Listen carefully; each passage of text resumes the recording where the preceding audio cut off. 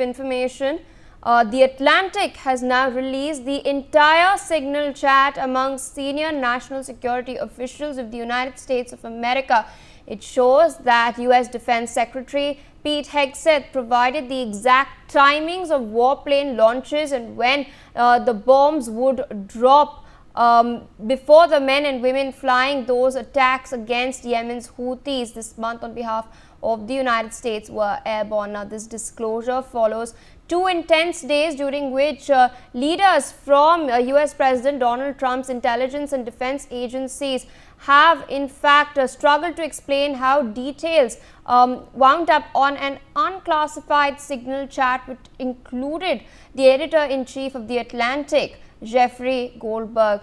He has of course released those screenshots, released excerpts of those chats as well.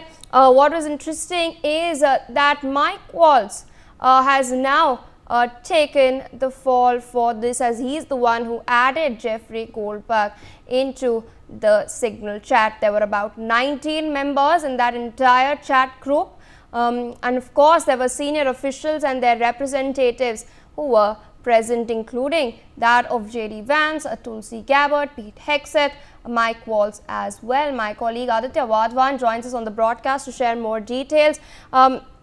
Aditya, walk our viewers through what exactly has been revealed.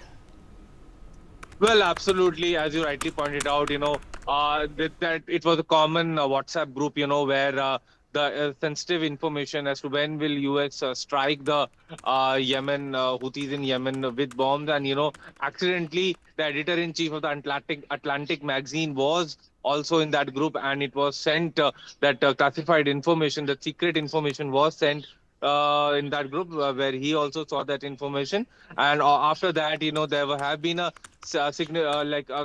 series of discussion as to how could such a sensitive information could be leaked to the outside of the press. It is a very regarding this, the director of the US National Intelligence, Tulsi Gabbard, had also conducted a meeting as to inquire as to what went wrong and how could such a serious mishap, such a serious error could happen. And now, internally investigations are undergoing, as to what caused this. And, it needs to be seen from here on how things go forward in this direction. Yes, Pia.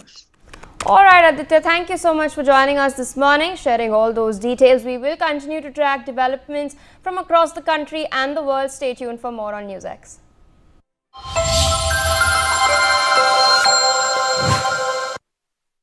Co-powered by Policy